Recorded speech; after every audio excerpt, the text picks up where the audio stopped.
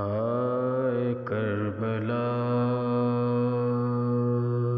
آج کی ہماری ویڈیو تاریخ کربلا پر ہے۔ سن 60 ہجری 28 رجب سے سن 61 ہجری 10 محرم تک کے قیامت خیز واقعات پر ہے۔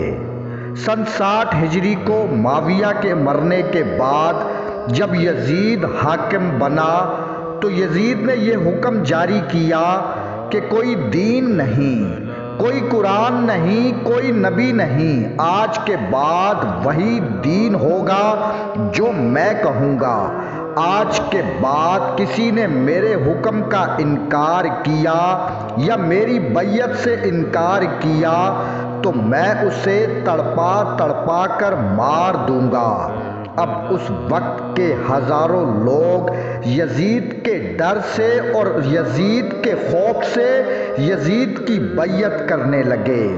مدینے میں جب مسلمانوں نے دیکھا کہ یزید تو اسلام کے خلاف بغاوت کر رہا ہے تو ہزاروں لوگ امام حسین علیہ السلام کے پاس آئے اور کہنے لگے کہ اے نواسہ رسول، اے وقت کے امام، آپ کے نانے کا دین خطرے میں ہے، یزید اسلام کو ختم کرنا چاہتا ہے، ہم آپ کی بیعت کرتے ہیں۔ جب یزید کو اس بات کا علم ہوا کہ مدینے کے لوگ میرے خلاف اور حسین کی بیعت کر رہے ہیں تو یزید نے فوراً مدینے کے حاکم کو یہ خط لکھا کہ اے ولید، تو میری طرف سے حسین ابن علی کے پاس جاؤ اور ان سے میری بیعت لو۔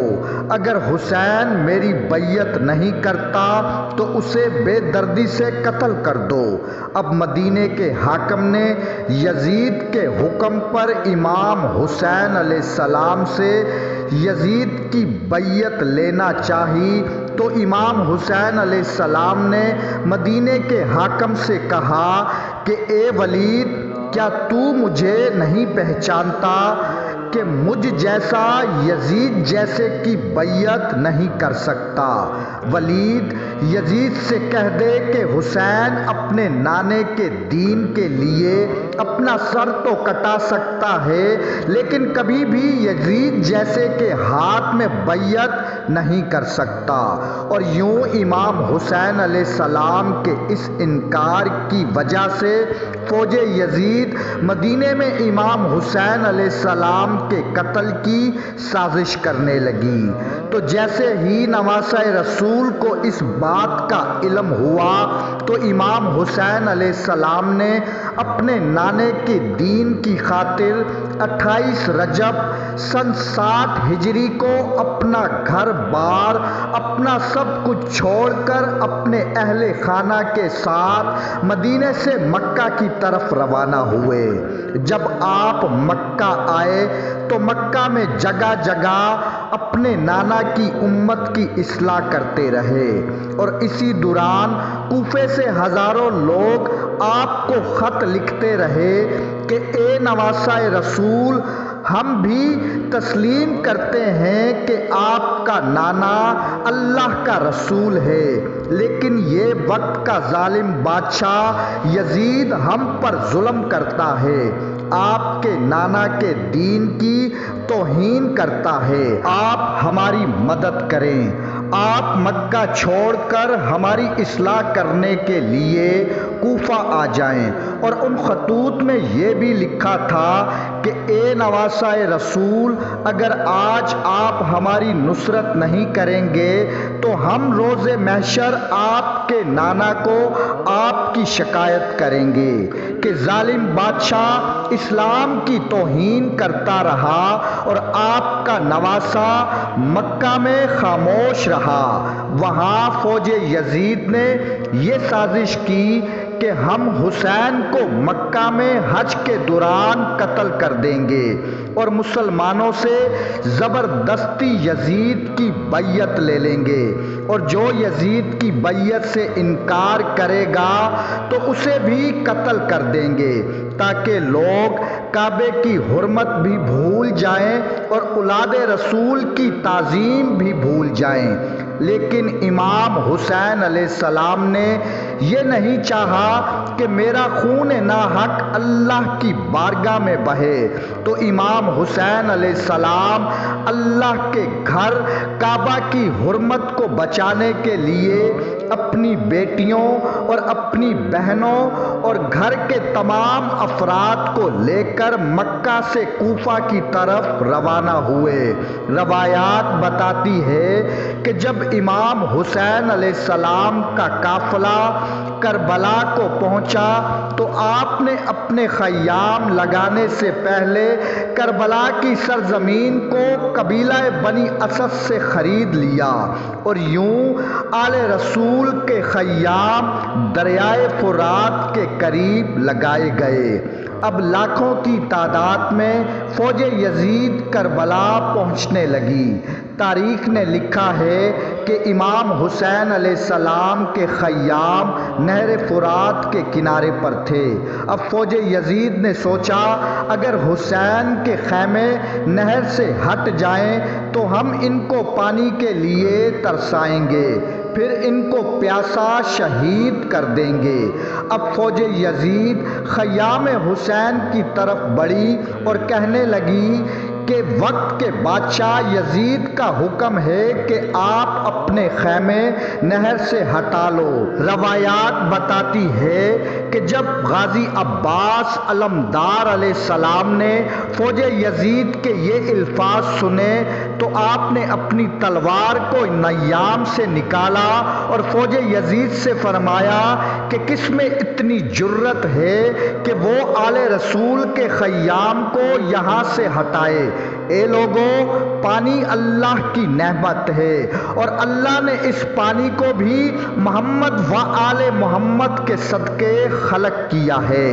اب امام حسین علیہ السلام نے غازی عباس علمدار علیہ السلام کے کندھے پر ہاتھ رکھ کر فرمایا، عباس اپنی تلوار نیام میں رکھو۔